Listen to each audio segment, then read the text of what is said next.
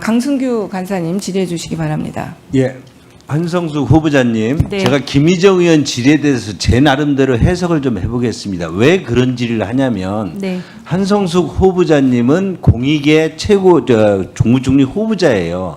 가족 간의 증여 문제는 이해하고 신 것처럼 증여 문제가 있기 때문에 저렴하게 임대를 하거나 여러 가지 혜택을 주는 것은 가족 간의 문제더라도 우리 사이에는 증여 상속의 문제가 있어요. 세금의 문제가 있습니다. 자, 미장원 문제는 왜 문제가 되냐면 미장원에 다니던 지인이 지인의 미장원에게 저렴하게 주고 어떤 소상공인의 이런 문제로 후보자는 얘기할 수 있지만 밖에서 시각을 볼 때 또 우연히 저분이 전 대통령의 영부인의 머리를 하셨다면 그분을 통해서 어떤 한성수 후보자가 기업인이고 할 때 네트워크 형성될 수도 있구나. 그런 네트워크에 대한 답례로 아까 그게 왜 증여냐고 그러는데 그런 답례로 세를 싸게 줄 수도 있다. 또 거기에다가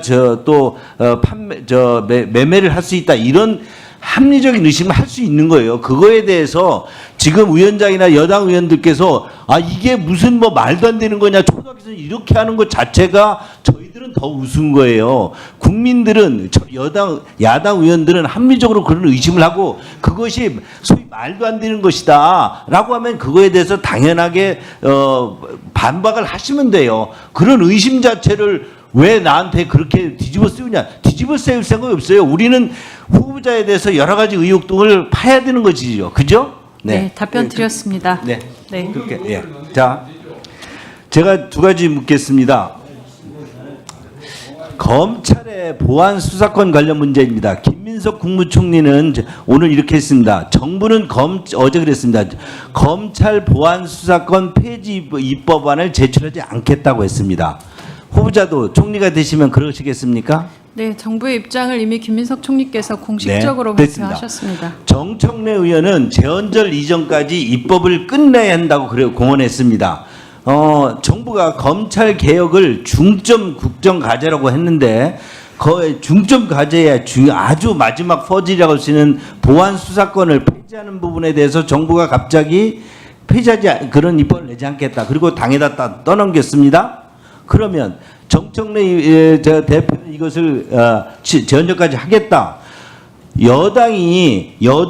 여권이 정부와 당이 다른 입장을 취하고 있습니다. 그리고 국무총리는 이에 대해서 어떤 법안 나중에 공포라든 여러 가지 상황에 있어서 기존에 김민석 총리가 입장을 번복하면서 계속 유지하시겠다는 입장인지 아니면 정청래 대표는 당연히 중요한 국정과제이기 때문에 빨리 검찰 폐지 법안을 정부도 이에 대해서 당과 같이 입장을 해야 된다 이런 입장일 텐데 어느 편도 동의하지 않으십니까? 그러니까 김민석 총리 동의하시고 정청 입장에는 동의하지 않으십니까? 어제 김민석 총리는 정부의 입장을 발표하신 부분입니다. 아니 그러니까 정부의 입장이 바뀌었잖아요. 국정과제이기 때문에 지금까지는 검찰의 보안 수사권이 필요하다라고 이야기를 하다가 지금 전당대회가 앞두고 있고 김민석 총리가 당대표로 후보로 나오게 돼요. 그러면서 본인은 전당대회가 급하기 때문에 이 보안 수사권 폐지를 그냥 끌고 나가겠고 정부 입장을 내지 않겠다. 근데 이재명 대통령이나 우리 한성수 후보자가 총리가 되면 정부 입장에서는 지금까지 가서 대통령을 해보니 총리를 해보니 보안수사권이 필요하다는 입장을 유지하고 있잖아요. 이것이 바뀌었어요. 그러면 총리 후보자가 새로운 총리가 나와서 하면 이런 정부 입장은 굉장히 중요하게 되는데 만약에 정청래 대표가 재헌절까지 이걸 통과시키지 못해서 전당대회 이후로 이 문제가 넘어가면 그때 당시는 보안수사권 그때도 폐지하시겠습니까? 어제 국무총리께서 이미 발표하신 정부의 입장이 있고 그리고 국회에서 논의하시는 일이라고는 대통령께서 일관되게 말씀하고 계신다고 알고 있습니다. 아니 그러니까 국회에서 7월까지 정청래 대표가 주장하는 것처럼 되지 않고 전당대회 이후로 넘어가게 되면 그때도 국무총리 후보자는 네. 검찰의 보안 수사권 폐지는 계속 주장하시겠습니까? 네, 뭐 어제 정부의 입장 공식 네. 발표하셨으니까요. 알겠습니다. 네. 예. 두 번째 공소취소 특검법에 대해서 듣습니다.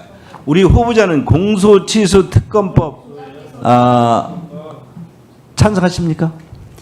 지금 현재 국민적인 의혹이 있는 부분들에 대해서 그 부분들을 어떻게 제대로 된 건지를 조사하시고 계시고 당연히 그 부분에 대해서는 해소할 부분들을 해소하고 밝혀야 될 부분은 밝히는 게 마땅하고 당연하다고 생각합니다. 국민적 의혹이 이재명 대통령이 대통령 되기 전에 8개 사건에서 지금 12개 공수처 특검 대상 중 8개가 이재명 대통령 관련 사건인데 이게 모두 다 검찰의 조작 기소에 은 것이라고 동의하십니까? 네, 뭐 그 부분에 대해서는 국민적 의혹을 그러니까, 해소해야 되고 한성수 후보자가 국민 지금 이제 국정을 총괄을 해야 되는데 그 8개 사건 이재명 대통령에 대한 8개 사건이 검찰의 조작 기소 때문에 발생한 것이기 때문에 특검을 통해서 취소해야 된다고 그래요. 그거에 대해서 한성수 후보자는 동의하시냐고요. 네, 검찰의 조작 기소라고 동의하십니까? 규명해야 될 부분들은 있다고 생각합니다. 검찰의 조작 기소다. 자, 그러면 성남 여기 8개 중에 하나가 성남 FC 광고민 후원 관련 제3자 뇌물 사건입니다. 이 사건에 대해서 이 사건이 이런 것이죠. 성남 그 FC에 대해서 40억 원을 편법 지원하면서 네이버가 가지고 있었던 증축, 그러니까 소위 용적률의 대폭 상향 그리고 출입구 등을 종선하는 여러 가지 요구했던 것을 성남시 당시 이재명 성남시장이 이에 대해서 특혜를 줘서 소위 편법 거래 의혹이 됐다는 것이 검찰의 기소 내용이죠. 근데 이걸 검찰이 기소를 해서 지금 재판이 진행되고 있는데. 당시 대표이사이던 김상원 전 네이버 대표이사가 이렇게 주장하고 있습니다. 이것은 자신은 뇌물 공여에 논란이 있을 수 있으니 이것은 자기는 반대했다. 그러면 다른 임원 누군가가 찬성을 해서 40억 원의 어떤 증여를 기부를 한 것이죠. 이에 대해서 당시 서비스 총괄 이사였었는데. 본인은 여기에 대해서 관여하지 않았습니까? 네, 서비스 총괄은 서비스 총괄만 합니다.